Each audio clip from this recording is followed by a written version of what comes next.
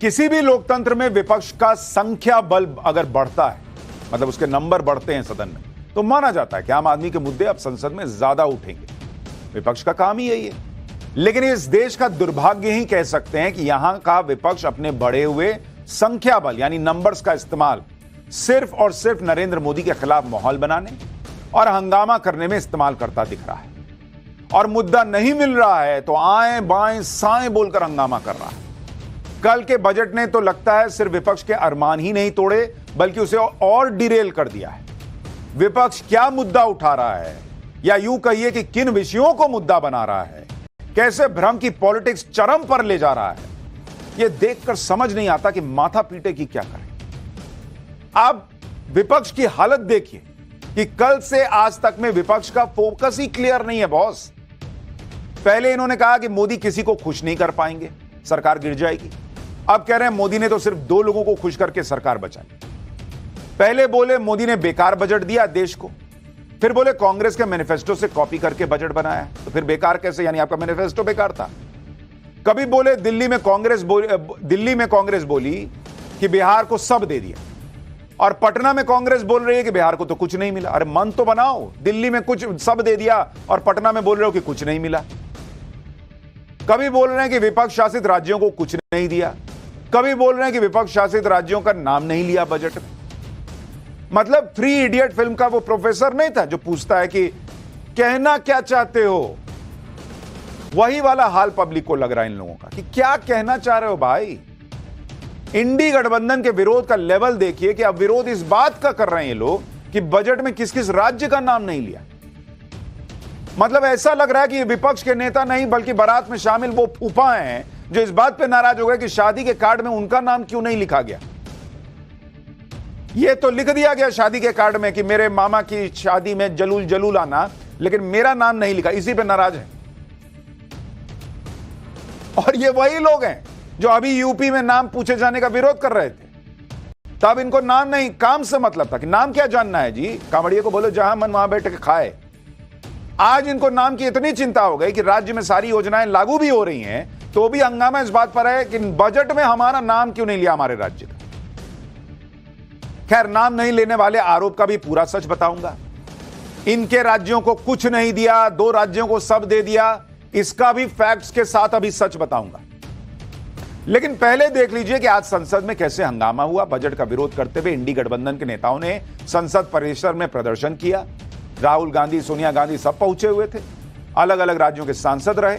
इंडी गठबंधन ने नरेंद्र मोदी की सरकार के खिलाफ प्रदर्शन किया और नारे लगाए। एक बार बजट के खिलाफ जो ये प्रदर्शन हुआ है वो भी देख लीजिए, फिर बताता हूं कि संसद के अंदर क्या हुआ आज।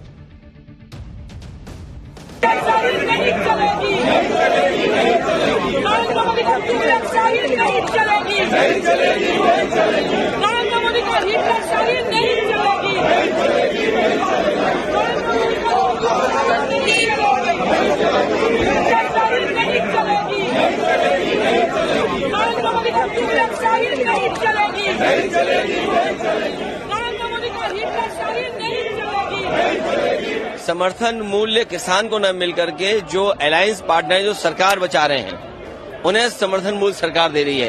ये तो अखबारों में भी छपा है। आप पहले बेरोजगार करते हैं, बेरोजगारी बढ़ाते हैं और उसके बाद ऐसी आधी अधूरी नौकरी लाते हैं जिससे किसी नौजवान का भविष्य बनने वाला नहीं है। डिमांड तो आपने देखा है, ये देश का बजट नहीं है, बजट देश का होता है। बजट सरकार बचाने के लिए नहीं होता है, कुर्सी बचाने के लिए नहीं। ये कमाल का बजट इजाद किया गया है जिसमें लगभग इस देश का हर वर्ग निराश हुआ है, मात्र 2 व्यक्तियों को छोड़ के, नीतीश कुमार और चंद्रबाबू नायडू। मैं पूछना चाहता हूं कि वो राज्य जिन्होंने अभूतपूर्व समर्थन भाजपा को दिया, अपने राज्यों की लगभग सारी सीटें दे दी, जैसे कि दिल्ली है, गुजरात है, उड़ीसा है, हिमाचल प्रदेश है, झारखंड, छत्तीसगढ़ है, मध्य प्रदेश है, इन राज्यों को क्या मिला इस बजट में? इन राज्यों को कुछ नहीं मिला।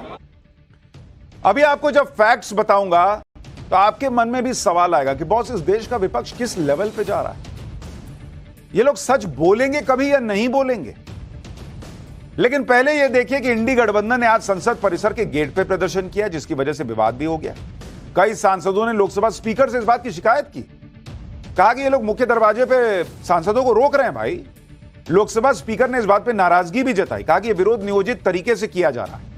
उन्होंने कहा कि कुछ सांसदों ने उन्हें लिखित में बताया कि संसद के मुख्य द्वार पर प्रदर्शन कर रहे विपक्षी सांसदों ने उन्हें अंदर आने से रोका। इस पर संसदीय कार्य मंत्री किरेन रिजिजू ने भी कहा कि उनसे भी कुछ सांसदों ने इसी प्रकार की शिकायत की है। विरोध का यह तरीका सही नहीं। जो प्रश्नकाल जनता के मुद्दे उठाने का मौका होता है और जो विपक्ष जनता की आवाज माना जाता है, वही विपक्ष प्रश्नकाल में भी हंगामा करता रहा बॉस। लोकसभा में विपक्ष ने प्रश्नकाल के दौरान नारेबाजी की। लोकसभा स्पीकर ने कहा कि प्रश्नकाल के दौरान न सत्ता पक्ष न विपक्ष किसी को बोलने की इजाजत नहीं होगी, सिर्फ प्रश्नकाल चलेगा, लेकिन हंगामा चलता रहा। राज्यसभा में भी आज बजट को लेकर इतना हंगामा हुआ और उसके बाद विपक्ष ने वॉकआउट कर दिया। लोकसभा में तरीका यह है कि वहां संख्या बल थोड़ा ज्यादा है तो वहां हंगामा करते रहो कंटिन्यूअसली। पीएम बोल रहे थे उस दौरान भी हुआ। राज्यसभा में संख्या बल थोड़ा कम है तो हंगामा करो और वॉकआउट कर जाओ। ये कौन सा सदन चल रहा है भाई, समझ ही भी नहीं आ रहा विपक्ष कर क्या रहा है। मल्लिकार्जुन खड़गे ने सरकार से आज सवाल किया, आरोप लगाया कि बजट में विपक्ष के राज्यों को कुछ नहीं दिया गया। बजट पर बोलते हुए मल्लिकार्जुन खड़गे ने वित्त मंत्री को माताजी तक कह दिया भाई। इस पर सभापति ने कहा कि आप माताजी कह रहे हैं, वो तो आपकी बेटी जैसी हैं। देखिए राज्यसभा में क्या हुआ है। बजट में किसी स्टेट को कुछ नहीं मिला और सबके थाली खाली और दो के थाली में पकोड़ा और ये अपना मान्य खड़गे जिलेबी। एक सेकंड, हमारी तो अपेक्षा ऐसी थी सबसे ज्यादा मुझे ही मिलेगा, लेकिन इतना हमको तो कुछ नहीं मिला। तो इसका तो हम कंडेम करेंगे, प्रोटेस्ट करेंगे और सारे इंडिया पार्टी अलायंस सारे कन्याकुमारी से लेकर कश्मीर तक। नहीं, मैं बोल देता हूँ, उन्होंने तो बोलने में माताजी बोलने में तो एक्सपर्ट है, मुझे मालूम है। तो उसी माताजी नहीं, आपकी बेटी के बराबर हैं। मैं अपनी बात रख रहा हूँ। तो खड़गे साहब ने निर्मला सीतारमण को माताजी बोल दी। इंडी गठबंधन बजट को लेकर जो पॉलिटिक्स कर रहा है ना बॉस, उसमें अब नाम पर भी सियासत शुरू हो गई। जैसे राजस्थान के पूर्व सीएम अशोक गहलोत ने कहा कि पूरे बजट में राजस्थान का नाम तक नहीं आया। शिवसेना उद्धव ठाकरे गुट के नेता आदित्य ठाकरे ने पूछा कि क्या बजट में एक बार भी महाराष्ट्र का जिक्र हुआ है। समाजवादी पार्टी के नेता रामगोपाल यादव ने कहा कि उत्तर प्रदेश को कुछ देने की बात तो भूल जाइए, बजट में नाम भी नहीं लिया गया। तो कुल मिलाकर विपक्ष की तरफ से ये आरोप भी लगाए जा रहे हैं कि बजट भाषण में उनके राज्यों के नाम तक नहीं लिए गए। कांग्रेस नेता केसी वेणुगोपाल को सुनिए कि वो क्या कह रहे हैं, फिर वित्त मंत्री का जवाब बताऊंगा और फैक्ट्स दिखाऊंगा।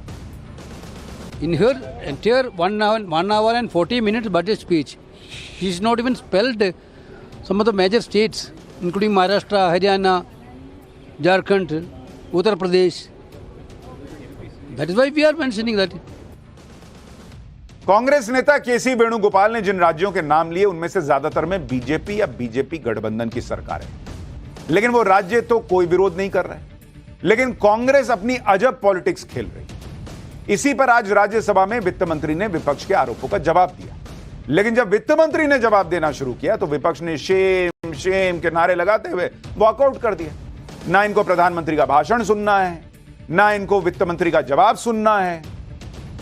ये सिर्फ सदन में आएंगे, ये बोलेंगे, ये जो हंगामा करना चाहें करेंगे और उसके बाद चले जाएंगे। तो किस बात का सवाल पूछते हो आप बॉस, जब आपको जवाब ही नहीं सुनना है? कौन बात का सवाल पूछते हो जब आपको वॉकआउट कर जाना है? सुन तो लेते, जवाब क्या दे रही हैं? वित्त मंत्री ने कहा कि विपक्ष में सच सुनने की हिम्मत ही नहीं है।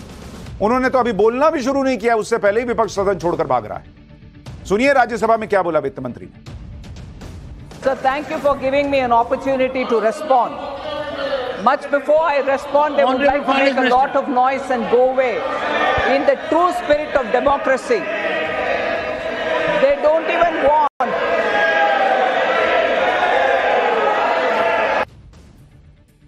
बजट भाषण में राज्यों के नाम न लेने के आरोप पर आज वित्त मंत्री निर्मला सीतारमण ने गुस्सा भी जाहिर किया और उन्होंने हैरानी भी जताई कि विपक्ष किस तरह का लॉजिक दे रहा है। वित्त मंत्री ने विपक्ष को चैलेंज दिया कि वो अपने बजट भाषण निकाल लें। क्या वो सारे राज्यों के नाम लेते थे जब वो बजट पेश करते थे? एक बार सुनिए वित्त मंत्री।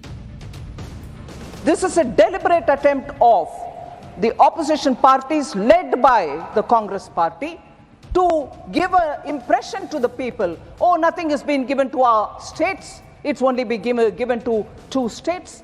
I would challenge the Congress party for all the budget speeches that they've delivered, that in each of the budget speeches, have they named every state of this country? This is an outrageous allegation. This is an outrageous allegation. वित्त मंत्री निर्मला सीतारमण ने विपक्ष को उदाहरण देकर भी समझाया। वित्त मंत्री ने कहा कि हर बजट में आपको हर राज्य का नाम लेने का मौका नहीं मिलता। निर्मला सीतारमण ने कहा कि उदाहरण के लिए 1 फरवरी को वोट ऑफ अकाउंट बजट पेश किया गया था और फिर कल पूर्ण बजट पेश किया गया। इस दौरान उन्होंने कई राज्यों का नाम नहीं लिया। निर्मला सीतारमण ने महाराष्ट्र का उदाहरण दिया, कहा कि 1 फरवरी और कल के बजट में उन्होंने महाराष्ट्र का नाम नहीं लिया, जबकि पीएम मोदी के नेतृत्व में कैबिनेट ने महाराष्ट्र को लेकर एक बड़ा फैसला किया था कि महाराष्ट्र में वडावन में एक पोर्ट स्थापित किया जाए। क्या इस पर आप कहेंगे कि महाराष्ट्र को मैंने बजट में नजरअंदाज किया क्योंकि मैंने महाराष्ट्र का नाम नहीं लिया? 76,000 करोड़ रुपए के इस प्रोजेक्ट के लिए इस प्रोजेक्ट को दिए गए, जबकि महाराष्ट्र का नाम ना फरवरी के बजट में लिया गया ना कल के बजट में लिया गया। लेकिन इसका मतलब यह नहीं कि हमने महाराष्ट्र की अनदेखी कर दी। वित्त मंत्री ने बताया कि ऐसे कई राज्य हैं जहां हमने बड़े प्रोजेक्ट का ऐलान किया है। निर्मला सीतारमण ने विपक्ष से पूछा कि बजट में राज्यों का नाम नहीं लिया तो क्या इससे बजट में जो स्कीम लाई गई है वो उन राज्यों में लागू नहीं होगी क्या? मतलब ये वही हिसाब है कि अगर शादी के कार्ड में जितने रिश्तेदारों के नाम है सिर्फ वही इंपॉर्टेंट है, बाकी को रहने के लिए जगह, उनके लिए खाने पीने का इंतजाम या दूसरे इंतजाम नहीं किए गए हैं क्या? या वो परिवार का हिस्सा नहीं रह गया अगर कार्ड में नाम नहीं लिखा है तो? गजब हिसाब है। मतलब बजट के विरोध के नाम पर इंडी गठबंधन कुछ भी तर्क दे रहा है, कुछ भी। और वित्त मंत्री ने कहा कि कांग्रेस जनता को गुमराह करने के लिए जानबूझकर इस बात को बढ़ा चढ़ाकर कह रही है कि देखिए देखिए बजट में आपके राज्य का नाम नहीं है, आपको कुछ मिला नहीं। मोदी सरकार में मंत्री किरण रिजिजू ने भी कहा कि बुनियादी ढांचे को मजबूत करने के लिए जो 11 लाख करोड़ रुपए खर्च होंगे वो क्या सिर्फ 2 राज्यों पे खर्च होंगे क्या? एक बार किरण रिजिजू को सुनिए, फिर आपको बताता हूं बजट पर सवाल उठाकर टीएमसी कैसे फंस गई। बजट बहुत शानदार है और सबने स्वागत किया है, लेकिन अपोजिशन पार्टी ने मिसलीड करने का कोशिश किया है और कहते कि ये सिर्फ 2 राज्य के लिए बजट है। मान लो कि जो 11,11,111 करोड़ इंफ्रास्ट्रक्चर बनाने के लिए जो कैपिटल एक्सपेंडिचर का एलोकेशन हुआ है, क्या वो 1-2 राज्य के लिए, पूरा देश के लिए होता है? बजट पर पॉलिटिक्स का हाल देखकर आपके मन में भी यही सवाल आ रहा होगा कि क्या वाकई में बजट भाषण में जिन राज्यों का नाम नहीं लिया जाता उन्हें कुछ नहीं मिलता? और क्या कांग्रेस की यूपीए सरकार के दौरान बजट भाषण में हर राज्य का नाम लिया जाता था? हमने यूपीए सरकार के दौरान वित्त मंत्री के भाषणों की कॉपी को चेक किया और यह देखा कि क्या तब के वित्त मंत्री सब राज्यों का नाम लेते थे क्या? जैसे साल 2004 का बजट तब के वित्त मंत्री पी चिदम्बरम ने पेश किया था और उस बजट भाषण में छत्तीसगढ़, केरल, दिल्ली, गुजरात, राजस्थान, तमिलनाडु और आंध्र प्रदेश का नाम का जिक्र नहीं हुआ था। तो क्या यूपीए की सरकार ने इन राज्यों के लिए कुछ नहीं किया? साल 2005 के बजट भाषण में छत्तीसगढ़, हरियाणा, केरल, दिल्ली, उत्तराखंड, मध्य प्रदेश और महाराष्ट्र का नाम नहीं था। साल 2006 के बजट भाषण में हिमाचल प्रदेश, बिहार, छत्तीसगढ़, आंध्र प्रदेश और ओडिशा का नाम नहीं था। साल 2007 के बजट भाषण में हरियाणा, हिमाचल प्रदेश, महाराष्ट्र, झारखंड और छत्तीसगढ़ का नाम नहीं था। साल 2008 के बजट भाषण में झारखंड, छत्तीसगढ़, हिमाचल प्रदेश और मध्य प्रदेश का नाम नहीं था। साल 2009 के बजट में जो प्रणब मुखर्जी ने पेश किया था, उनके भाषण में उत्तर प्रदेश, दिल्ली, बिहार, झारखंड, छत्तीसगढ़ का नाम नहीं था। साल 2010 में बजट भाषण में उत्तर प्रदेश, हिमाचल प्रदेश, राजस्थान, मध्य प्रदेश, महाराष्ट्र का नाम नहीं था।